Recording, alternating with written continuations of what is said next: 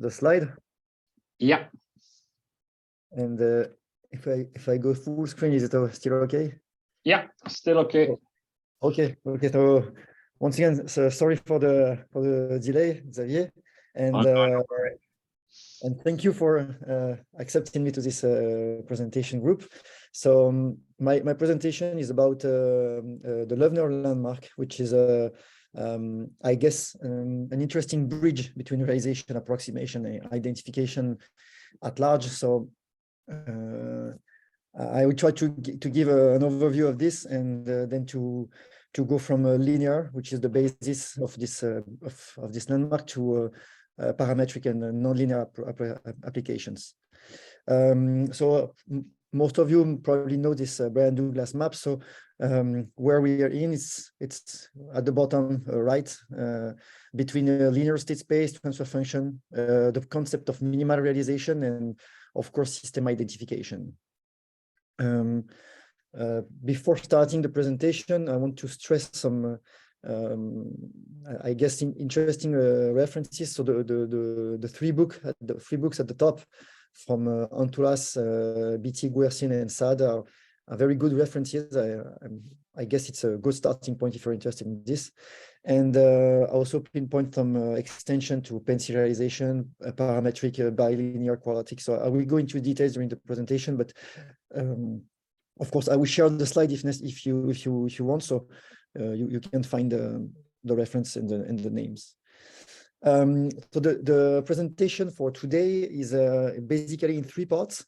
The first one is kind of reminder, but I think it's important to start and to understand where the Leowner framework starts and comes from. And then I present this framework in the second part with special emphasis on the concept of minimality of realization, and to link this realization minimality with the data-driven approximation and data-driven model reduction. And then I talk about another realization, which is not exactly the minimal one, but the barycentric one, which is also useful for extension for the Leowner. And in the third section, I talk about linear passive Leowner model, how to construct linear and passive model, how to construct linear parametric models, and I give a glimpse of nonlinear models. So here you see a picture of Leowner, who's a Czech researcher, and then he moved to Germany. And I found that he is also a PhD student of PIC, from the PIC matrices. So it's like a generation of matrix guy. So starting with linear systems, so very quick, because most of you are really aware of that. I will consider two main representation. On the left, you see the state space representation. On the right, the transfer function approach. So what I want to stress along my presentation is that in my realization, I used to not consider a G term, but I have a E matrix. And so I consider that my transfer function can also be can have polynomial terms. So this P term can be present in the transfer function. So here you have real matrices. Here, of course, you have complex functions, internal view, external view, and the concept of uniqueness, of course, is not unique for the realization, but unique for the transfer functions. And so to start with, I want to present the different linear dynamical system models and structures and so on. So the starting point is, of course, this well-known graph. So you have this input U and output Y. I denote the system as a sigma, and then the transfer function is H, and the realization is the calligraphic S. And according to this, in the linear dynamical system framework, you can consider different structures. So the simplest one is the linear ODE, when you have a transfer function like this, which can be written like a simple realization like this.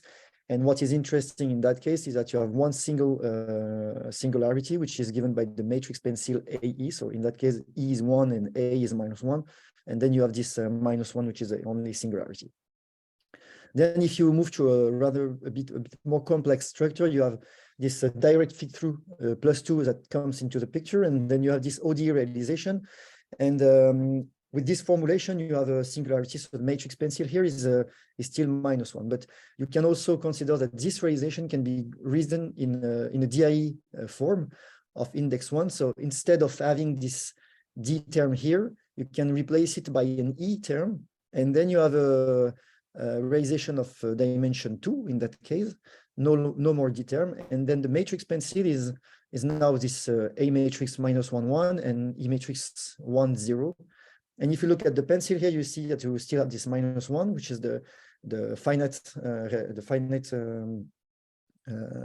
eigenvalue, and then you have an infinite one, which is related to the direct fit-through. And this is what we call the notion of dynamic and non-dynamic modes. So in that case, we have one dynamic mode, which is -1. So we have n1, which is of dimension 1. And we have one non-dynamic mode, which is related to the direct fit-through. So here you have a sort of more complicated realization. And if we go to index with a higher degree for the realization, you can obtain this kind of example. Here you have the same rational function here, plus a polynomial term on the right-hand side. And here the realization is directly a DAE of index 2 in that case. And then if you look at the singularities and the pencil here, you have always this -1, but you have two eigenvalues in infinites, one which is related to the non-dynamic mode, has the previous case, and one which is related to what we call the impulsive modes. So here you have different eigenvalues in infinity, but different meanings in the physical sense. And still staying in this linear framework, we can consider a delayed equation. So here you don't have any more rational function h, but you have irrational term with the exponential. So one interesting thing is that you have an irrational function, but you have still a finite realization order with this delayed equation. And as you might know, in that case, you have an infinite number of singularities. So even though you have a one-dimensional state space realization, you have a lot of singularities. And so it goes for the last one. So here you have, it's not only a delayed equation. Here you recognize a delay, but you have a transfer function which is irrational because you have a square of s at the denominator. So this is the discretization, not the discretization, sorry, the transfer function of a transport equation. And here again, we have one transport equation which is given by a transfer function, linear, but with irrational term. And of course, the realization in that case, it's not it's a PDE, so it's not like an ODE a classical one. So why all this? So the thing is that you have different structures. So you see ODE, DAEs, and PDE, and so on. Of course, you have in some cases you have a realization with ABC, EABC, or etc., etc. But the common thing is that you have always a transfer function H. So that's the common point. And what we have is that we have this case, or if you remember this picture, you have the model which links the input U to the output Y, which is with H, or the realization. And in parallel to this, you have the data. And the data is what links you let's say the data with the model and with the structure. And I consider in general two kind of data, time domain or frequency domain. In this presentation, I stick to the frequency domain. So you consider that the data is basically pinging the model at some frequency or at some complex value, and then evaluate its output. So you have this notion of input-output transfer, which is hidden behind this formulation. And this is the starting point for the Leowner framework, which then makes the links with realization and the identification. So to start with the Leowner, let's consider that in the SISO case, you are given a set of data. So data are W and V, and W and V are simply the evaluation of the system at lambda j and mu I. So imagine you can evaluate your system, the transfer function of your system, either by a simulator or by an experiment at a given frequency. So in the case you are doing that in experiment, you imagine that you're evaluating along the vertical axis of the vertical imaginary axis. But in the general sense, you can take any point in the complex plane and then evaluate your transfer function and obtain the data, W and V. So they are separated in two, so that you call the blue one the right data and the orange one the left data. And what is the objective is to find a realization here. So with the structure, a DAE structure, which transfer function, which is the classical linear transfer function associated to the realization, matches the data. So you want that your transfer function is equal to the data that you obtain at this sample point. And so this is the basis of the realization framework given by Mayo and Antoulas. Do you have the reference below? And so for the CISO case, it's like this. In the MIMO case, it's exactly the same framework, but you have an additional input, which is the tangential direction R and L. I don't detail that too much, but basically it's exactly the same problem, but instead of matching this transfer function H at lambda J, you match H at lambda J along the direction RJ. And same thing for the left data. Then the basis of this framework is that you have the data, so the lambdas, the tangential direction, or not in the CISO case, the mu and the left direction, and for each case you obtain the output, so you obtain W and V. And based on this input data, you construct what we call the Leowner matrix, which is essentially defined only by the data. So each entry of the matrix is a function of this argument, which are given by the experiment. And one sympathetic property of this Leowner matrix, which is exploited then for realization purpose, is to notice that this Leowner matrix actually is the solution of the following Sylvester equation.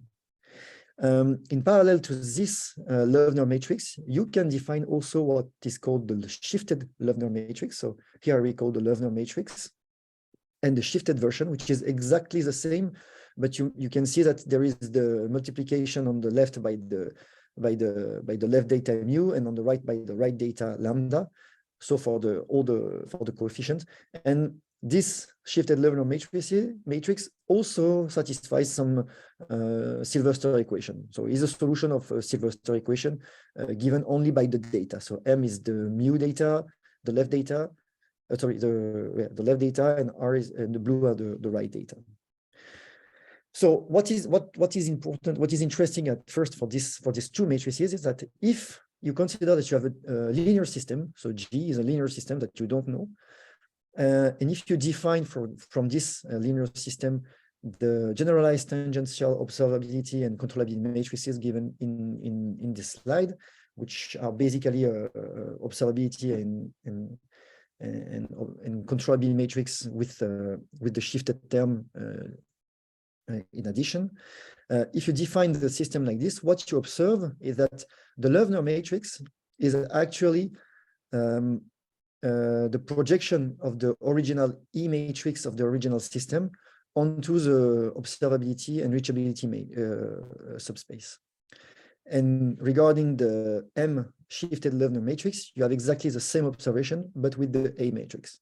So what does it mean? It means that the L and M matrices actually encapsulate the pencil information of the original system based only on the construction of from data.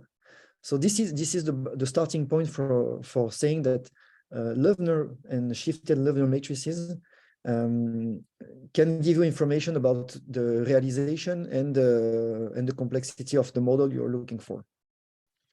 So if you assume that the data are given you have as many number data on the right and on the left, you can construct L and M as a regular pencil. So it means that L and M are square.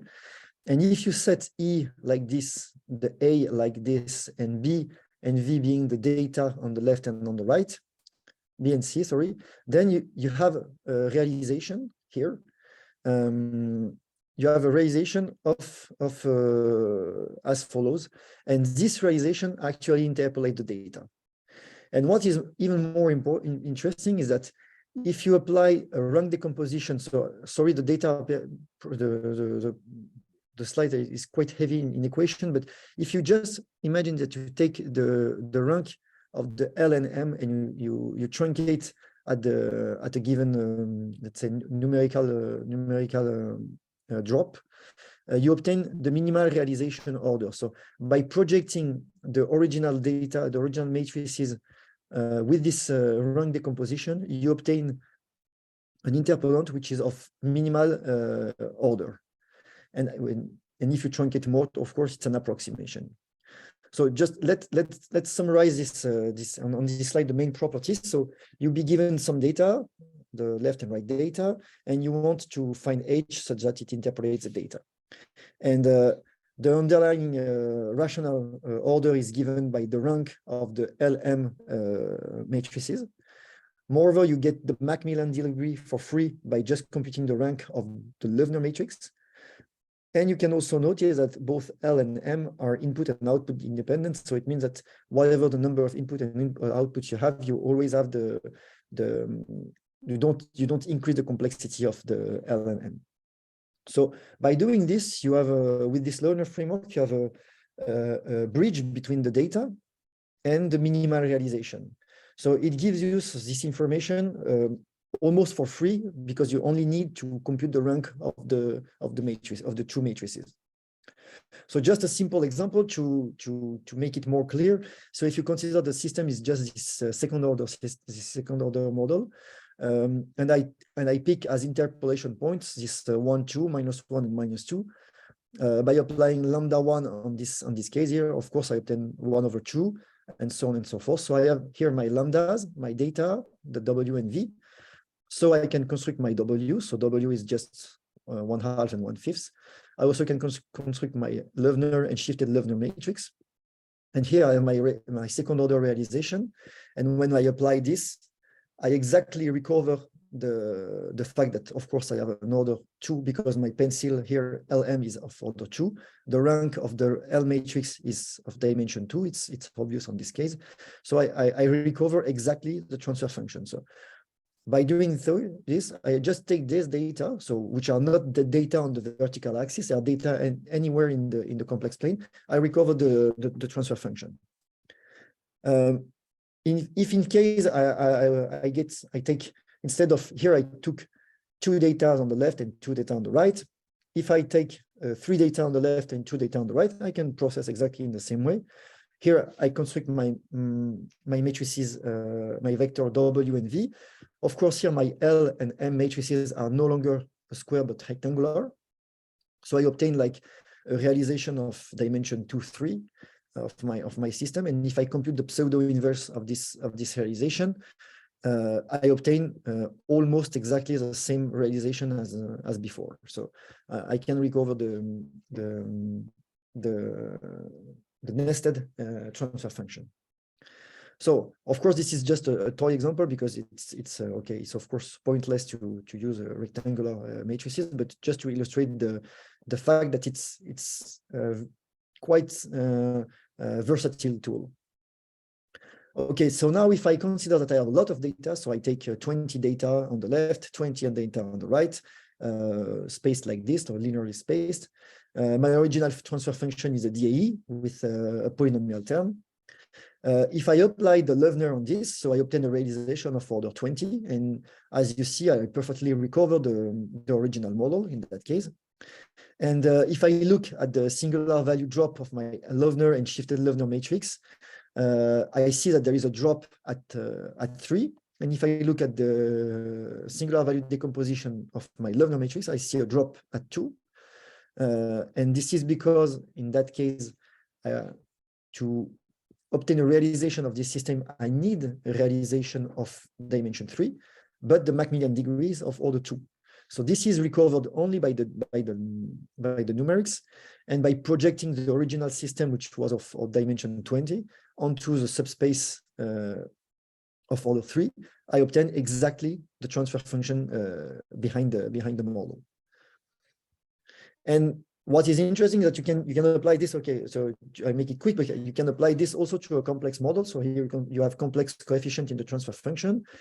I took, instead of real point, a complex one, then another complex one, then something very, and then here a real number. I can construct also the Leowner and shifted Leowner matrix, which in that case are complex matrices. And if I do the process going as before, I recover exactly the transfer function plus some numerical difference. So here, this is just the mismatch between the response between G and the approximated model for different values. So you see it's close to machine precision everywhere. So you recover exactly the transfer function. So this is the basis of Leowner realization. One interesting side application of the Leowner realization is that you remember you have the left and right data here, lambda, mu, so on. You construct the Leowner matrix, but you're not obliged to construct also the shifted Leowner matrix. You can just stick to the Leowner matrix and then compute the null space of this Leowner matrix. And what you came out with is that you obtain the barycentric form of the transfer function. So the barycentric form is simply the sum of coefficient beta and alpha weighted by the let's say some points which are called the Lagrange barycentric points. So here you just interpolate the function at some point, so the lambdas here, and you have this kind of realization. And based on this, so not realization, not transfer function, and based on this transfer function, you are able also to recover realization behind this. So the realization is just simply given by the C, which is the solution of the Leowner kernel times the data. The SE minus A is just given by this realization, which is only driven by the interpolation points, and the B matrix is just one point. So just to illustrate also this nasty equation, you have the same example, or very simple example. This is a first order case. I took this left and right data. I obtained the output. I compute the kernel of the L, and I obtain this C term, so which is -1 and 2. And by computing my C term, I obtain my -1, 1, B 0, 1, and then I have my SE minus A block, which is given like this. And by applying this formula, I obtain H, which is exactly equal to G. The only difference here is that you don't have a minimal realization, but you have a realization of order increased by 1 in that case. So just to give you the idea. So now I make it quite quick to remind you the basic of Leowner in general. So what you need to keep in mind is that with Leowner, you can find the underlying minimal realization. If you truncate more, you can also approximate your model. I didn't show any example of approximation, but it's natural. Instead of truncating at the singular value drop, you truncate at a lower value, and then you have an approximation, which is usually quite good. You don't have any metric for optimality, but it's usually quite good. And what I want to stress now is some extension of this. So here I just present a way to find the linear systems. So if I stay in the linear system, but I want to find different structures and different forms. If you remember the table at the beginning with the structures, so linear structures and the models, you can add to this linear Port-Hamiltonian systems, so which have a realization block which is quite extended. You have a lot of matrices, but you also have the notion of transfer function. You can also consider that you have a parametric linear DAE. So in that case, instead of having one single realization, you can have a family of realization, and you want to find H of S parameterized by some elements. And you can also consider bilinear and quadratic DAEs. I will not present quadratic DAEs because the result is almost similar to the bilinear one, but in the bilinear one, you have a set of matrices, A, B, C, and N, but you also have the notion of multivariate transfer function. So I will detail that in what comes now. So first, if you look at the linear Porte-Hamiltonian form, you know that if you have a realization of the form ABCD, and that the transfer function H related to this realization is such that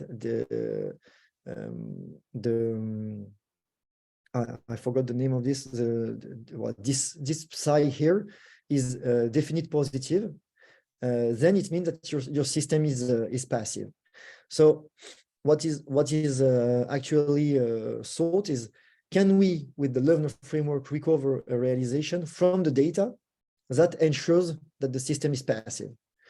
And if it's passive, then we know that it's possible to find a Porte-Hamiltonian form of the model. And the Porte-Hamiltonian form just take this strange structure, where you have this JR and this Q matrix here, giving you the information about the dissipativity of the elements, and you have this structure with G minus P and G plus P. So to have the Porte-Hamiltonian form, you need to have this representation here as this realization, and you need to have this V and W matrices, which are Hermitian and definitely positive density. So how to do that? How to link it with Leowner? First, this is the spectral transfer function. So just look at this. Here you have a constraint on the transfer function.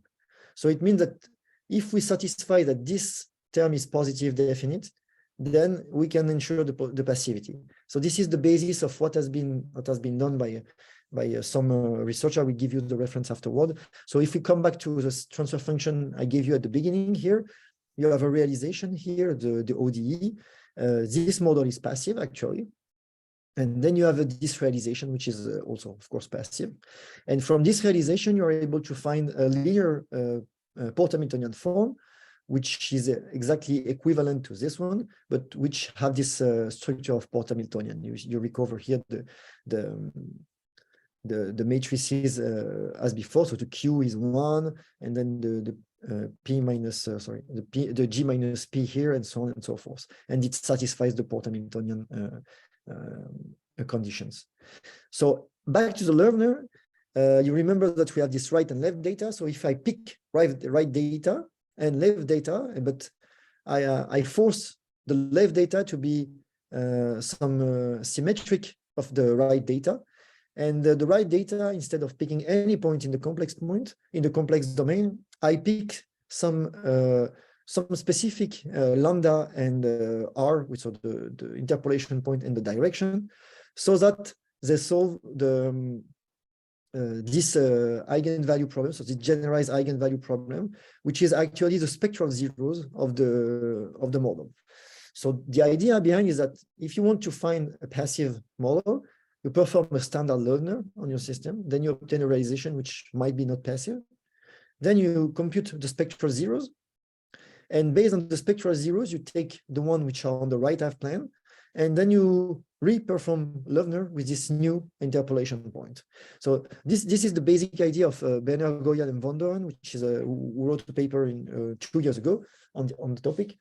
And once you have this, you can construct a transfer function of Macmillan degree of dimension n, where you have the D term, which is equal to H infinity, and then you have the interpolation condition as before.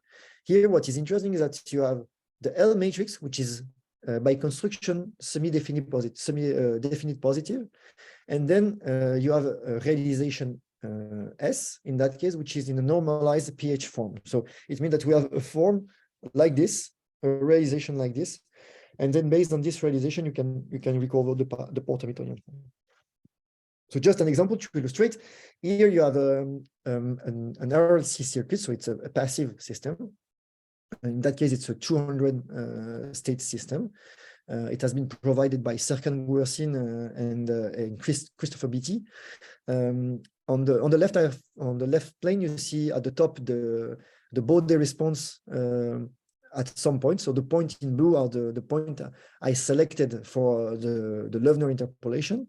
So it means that I took point on the vertical imaginary axis. And at the bottom, you just see the spectral zero of this model. For, of course, I consider that I don't know it, but just to show you that the spectral zero as a of number of 400, of course. By applying the classical Leowner, so the previous one, the one I presented before, I can find the realization of dimension 4 that accurately catches the transfer function. But here the model I obtain is not passive. Then by using the spectral zeros of this model here, so by taking as a new interpolation point the red cross is here, I can apply the previous slide interpolation, and then I obtain a passive in Port-Hamiltonian form realization, which also catches the behavior. So actually is more accurate in infinity, and that is passive. So here, once again, two steps. First, you apply the Leowner, and then you use the spectral zeros as the new interpolation point, and then you project your system. So, and this is of course possible because you can use the Leowner on any point in the complex domain. Okay, so this to close the passive part. Another extension for the Leowner is a Leowner with a parametric dependency. So imagine now you have a transfer function like this, that is G here, which is of second order in S and of dimension 1 in P. So it's parameterized by this element. If you're able to sample this model along some points, so here I sample it from 1 to 100 data along the vertical axis. And I sampled it also along different values of P, so from 0, 1 to 1, showing that you have this undamped and then the damped behavior. What you want to find is to recover from this data the nested transfer function here. You want to recover this surface here. And this is also something that you can do with the Leowner framework using the barycentric form. So trying to be quite specific here, you remember in the standard form you have this lambda and mu left and right interpolation point, but in the parametric domain for parametric model, you have left and right for the S value, and you have also left and right in the parametric domain. Then you construct based on this the response matrix, so the response here along lambda and pi, and then here along mu and pi, and so on and so forth. And what you want to find is to find a transfer function H, who is the transfer function associated to the realization E, A of P, B of P, and C of P, that interpolates the data. Exactly the same setup as before, but with 2 dimensions. So interpolate along the S variable, but also along the P variable. And what you end up with is you have this, first you have the Leowner matrix in 2 dimensions. So here you see that you have the data at the numerator, but at the denominator you have the data in S and in P. And then you have 2 additional Leowner matrices. I'm not going into details, but basically you increase the complexity of the problem. And then you construct this extended Leowner matrix, which is the concatenation of all the three above matrices, and you compute the kernel. And as before, you can recover the model in a barycentric form. So sorry for this slide, it's quite heavy, but just look at this, the second, the equation at the bottom. At the end, you obtain the C, and the C are the Lagrangian barycentric form, the barycentric weight that gives you the transfer function associated to your parametric model. So if I go back to a simple example, so here I took the complex example I presented before, but I add this parametric dependency in P. So here I have a P, and then you have a P square. So what I expect is that I find a model which of dimension 2 in S and 2 in P. So here are the eigenvalues of this strange complex model here. And if I apply the 2D Leowner I presented just before, I found a function of order 2 in S and 2 in P. And as in the barycentric form without parameter, I have a dimension of increase of 1, and I obtain a realization like this, where you see C1, C2P, P squared, and the same for the for the A matrix. And if I look at the Nyquist response of this transfer function, you see that the oranges, which are the evaluation of the approximated model, and the dashed one are almost superposed. So it means that we recover exactly the same behavior for different parametric value, only by sampling at some point, at some points. More classic example. Here you have an example where you have a denominator of dimension 3, and the numerator where you have a polynomial term in S4. So you see here one transfer. You see the gain is increasing in infinity with the frequency, and you have the parameter dependency on the x-axis. When you apply the Leowner, you can detect the rank drop in each direction. So if you look at the rank drop along the S variable, you see that there is a sharp drop at 4, and no, actually it's 4. No, it's 5, and a sharp drop at 3 for the P parameter. And what you obtain is that you have the drop at 5 and at 3, and you obtain a realization of order 7 in that case, and that actually catches the transfer function. So here the blue dots are the data, and the orange lines are the approximated model. And if you consider the response here, you recover perfectly the graph. The surface is, of course, the evaluation of the approximated model, and the structure is as follows in that case. So you see the third order here and third order here. Okay, so this just to say that you can take the passive, parametric, still in linear, everything. And now if you go to a nonlinear example, so you have a bundle of example, a bundle of paper.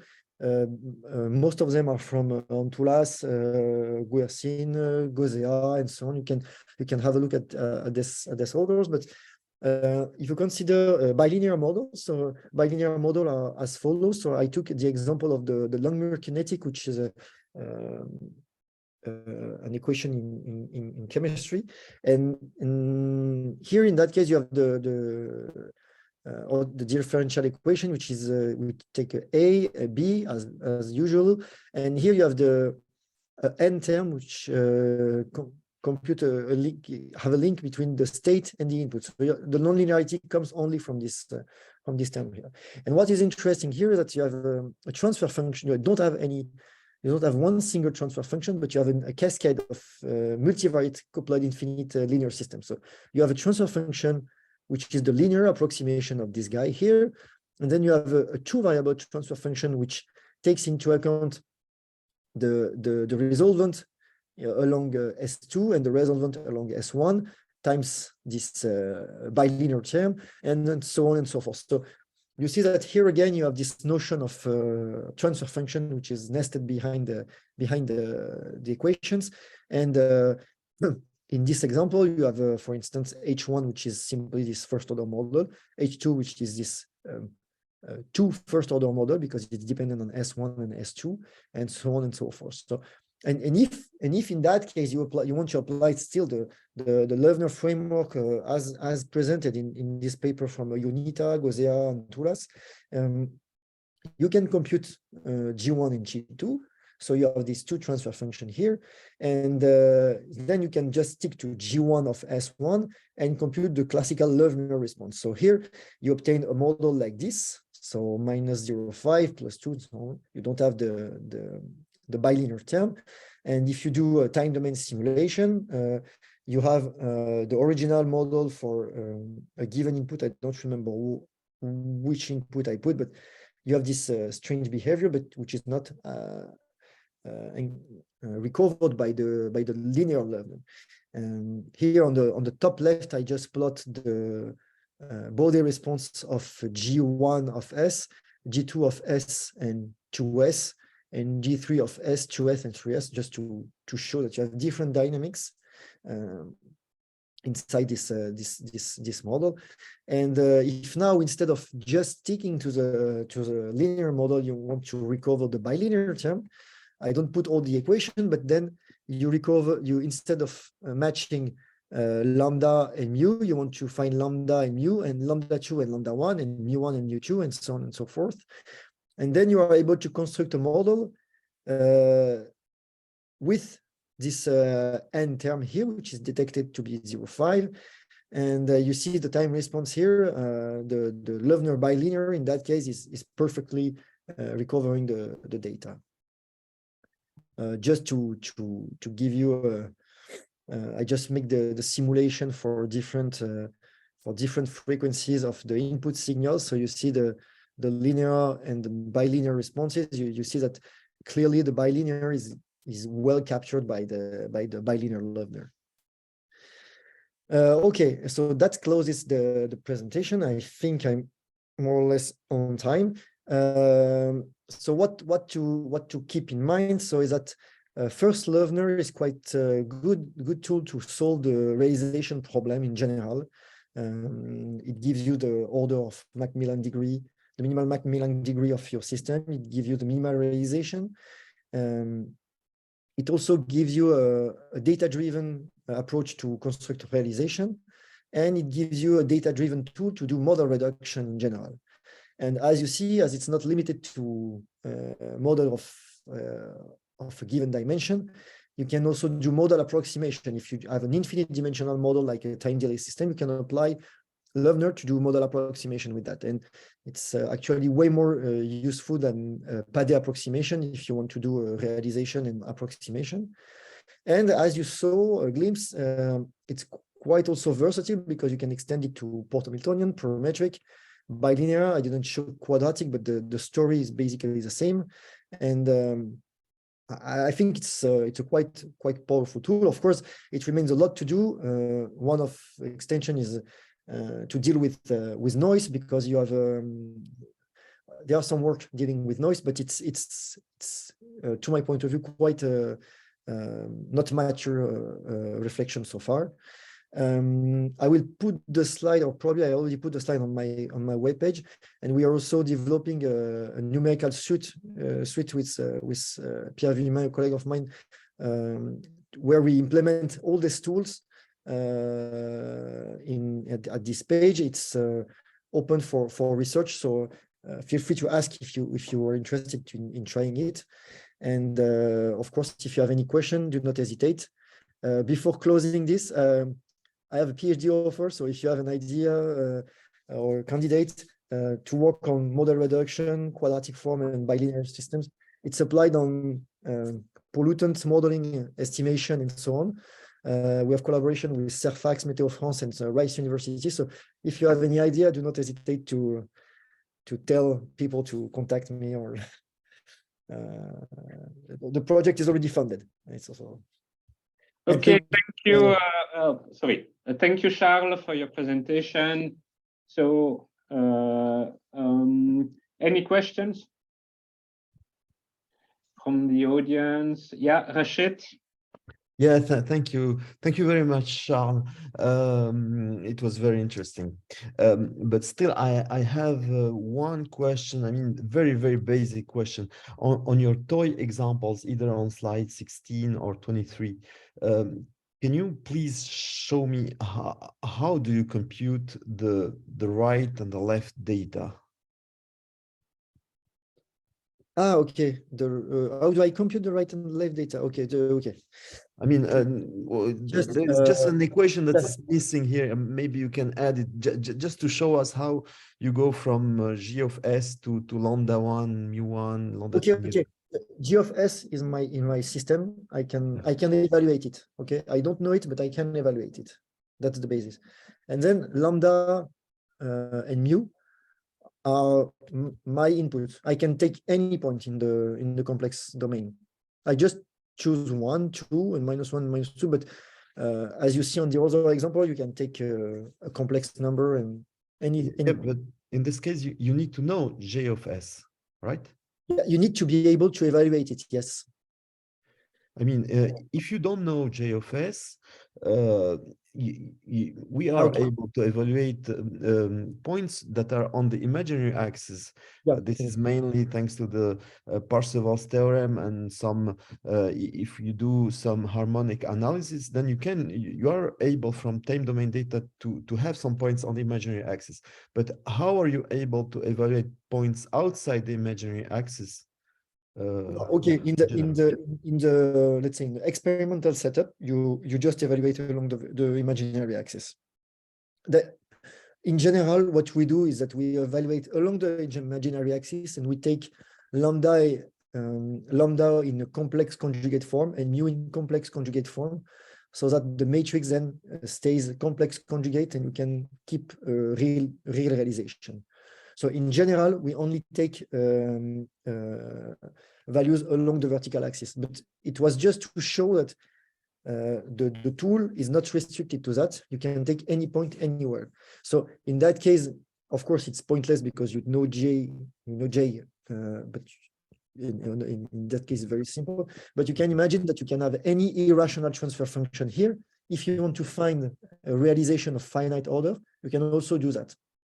For instance, if you have that was the idea, and we applied it on the Riemann function, which is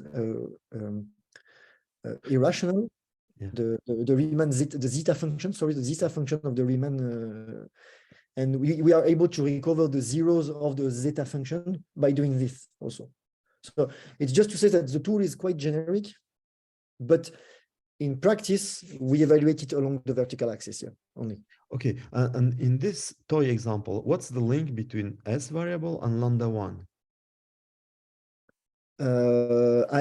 Lambda 1, in fact, to obtain this the W, the first element here, Yeah. I evaluate J at lambda 1, lambda 2, lambda 3. So I have a J of 1. Oh, So okay. 1 and 5, 2, Lambda 1, on the real points. Okay. Yeah. Just but I can do that. I can do anywhere. In fact, you see here in this example, I evaluate them in any point. You see, I put I or try it.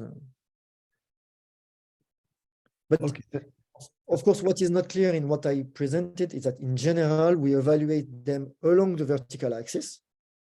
We generally take complex conjugate data so that we don't need to evaluate them too much, because of course, if you have complex conjugate in the linear case, it's just the response is also complex conjugate, and you can construct the Leowner matrix in a quite fast way with this.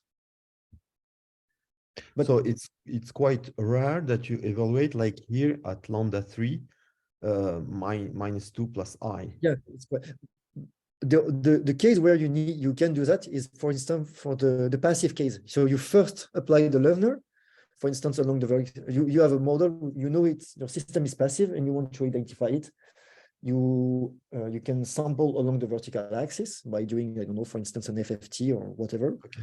You do that, you obtain a realization, which probably is not passive, might be not passive, and then you compute the spectral zeros of this non-passive model. You take just the positive spectral zeros, and then you can reinterpolate your model, but only on the spectral zeros, which in that case are complex, and then you obtain a passive form, a passive structure. Okay, thank you very much, Charles. Thank you for your question.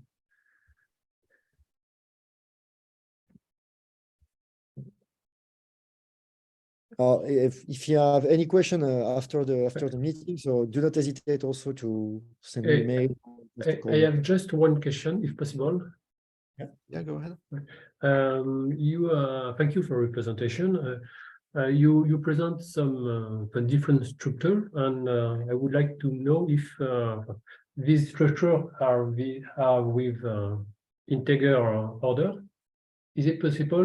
Do you think that a non-integer order is possible in your framework? You mean to obtain non-integer model at the end? Yeah. So far, I don't know any Leowner framework looking for a non-integer structure. So that can be, I'm pretty sure there is nothing on this. The only different structure I know that exists for the identified model is model with second order. So instead of having the classical X dot, you have a X double dot with the M and the B and the Q matrix and so on.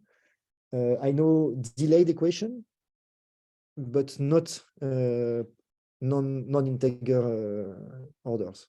Okay. I'm pretty sure it has not been, well, clearly not that much. So that might be a good idea because you want to find a non-integer model, right? Yeah. For there are some problem where the structure, a non-integer structure is more adapted. Or it's just I don't know any result for this. I don't know. Okay, thank you. Yeah, actually, Charles, you showed us a kind of fractional integrator once in one of your examples, where you had square root of s. Yes, It was in but the denominator, I guess. Yeah, but it was in the original model. I mean, but if I take this, if I take, for instance, this model here, so Yeah. this one is we have this half power, the power of 1.5. But if I do apply Leowner on this, I will obtain a model of rational form, not an irrational model like this. Yeah, this is right, because in the state space representation, your basic differentiation is of order 1. Actually, if you want to generalize this to fractional models, then in this you have to use another state space representation that has basic differentiation orders, let's say of 0.5 in this example. Yeah, and I'm pretty sure that it has not been studied that much. I don't have in mind anything close to that. Thank you, Charles. Thank you, Mathieu. Is there any other question?